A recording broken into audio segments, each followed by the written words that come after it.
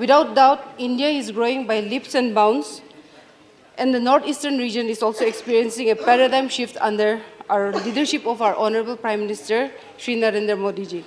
Being from the region, I know how deprived we were and how far Delhi felt. There was no real effort to reach out to the region. Today, the northeastern region is getting its due share of attention and affection it deserves. As a witness to the unprecedented development and progress across the region, most importantly, it must be stated that the northeastern region is now emotionally integrated with the rest of the country. The northeastern region is poised to play a bigger role in the years to come with the Act East policy, which earlier was the Look East policy. The northeastern region will play an increasingly important role in the development of the country as a whole. India now is going through a very crucial phase where the next 25 years will set the tone for India's growth and progress. In this journey, the northeastern region will shift from the periphery to the mainstream and contribute towards national progress. In health sector, one of the most revolutionary schemes introduced by the central government is the Ayushman Bharat Yojana. In my state, Nagaland, the beneficiaries of this scheme amount to over 2.3 lakh households. I have personally seen the impact that this scheme has in the lives of the people who now have access to quality health care. And everywhere you go in Nagaland, you hear people saying constantly, Modi ke bishi khushi paishe, which means we are very grateful to Modi. It is a fact that Honorable Prime Minister Modi ji is hugely popular across the northeastern states because of his wise and astute leadership. When our President spoke about the infrastructural development, the northeastern region has been a major beneficiary of infrastructural development.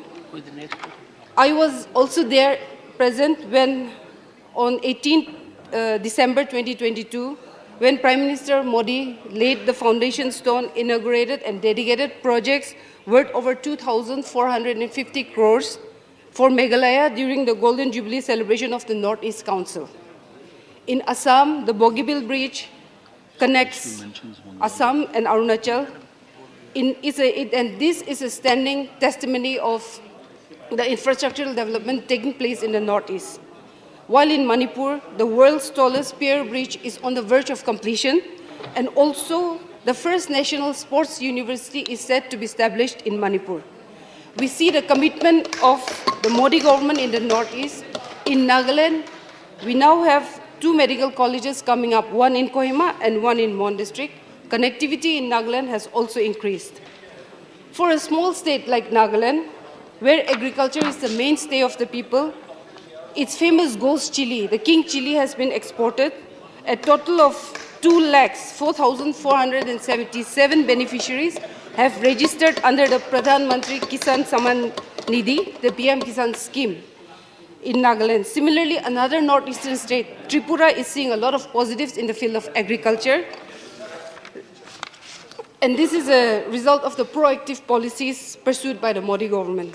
In fact, in 2022, Tripura exported pineapples worth 14 crores to Dubai, Qatar, and Bangladesh, besides exporting other fruits and horti products to countries like England and to Germany. It was the first of its kind. It was a waterway consignment. Kisan Rail and Kisan Udan schemes of the central government are benefiting the farmers of Tripura immensely. In the pursuit of making India the logistic hub of the world, the introduction of the PM Divine scheme, which is the Prime Minister's development initiative for Northeastern region, will play a massive role. It aims at rapid and holistic development of the Northeastern region by funding infrastructure and social development projects.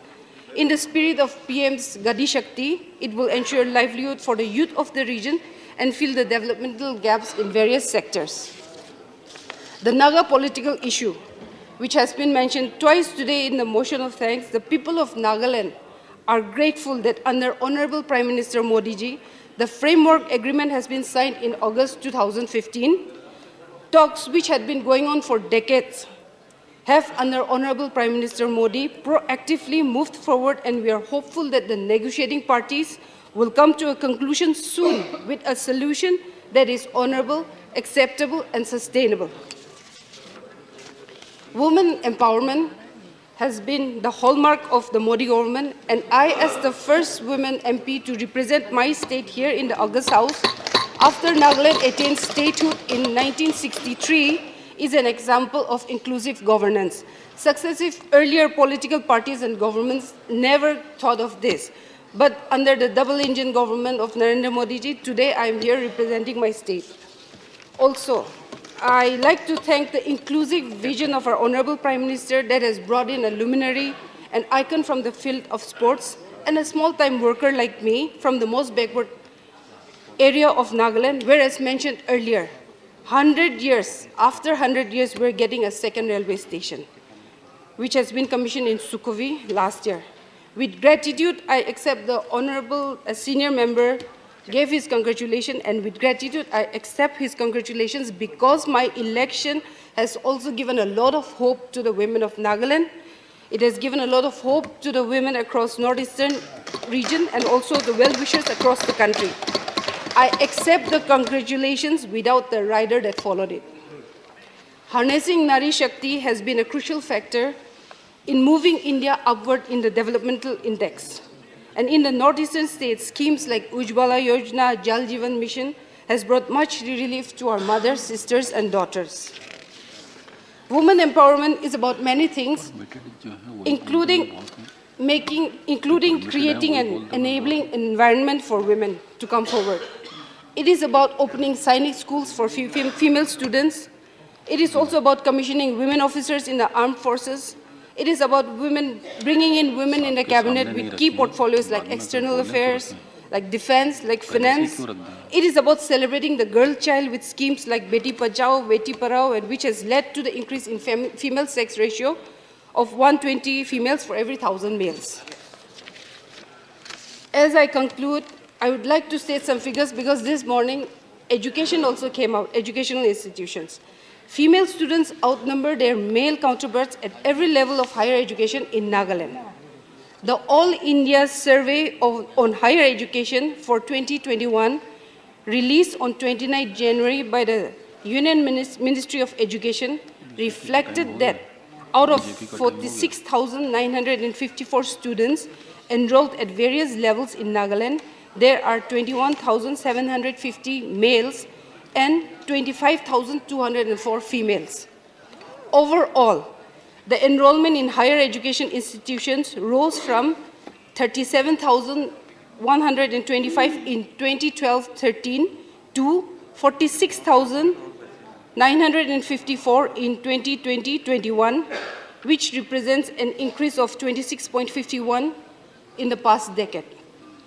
Nationwide, male students slightly outnumber females. But in the northeastern region, however, female enrollment stands at 6.14 lakhs in 2021, which is higher than the male enrollment of 5.92 lakhs. And this trend has been seen since 2018-19. In 2012-13, 4 universities in Nagaland, there was 1 central and 1 open university, as well as 2 private universities and 59 colleges. In 2020 and 21, now, the number of universities increased to 5 with an addition of 1 private university, and the number of colleges has gone up to 68. All these facts and figures show that the northeastern region is now on the path of peace, progress, and development under Honorable Prime Minister Narendra Modi ji. And with these words, I welcome and support the presidential address. Thank you.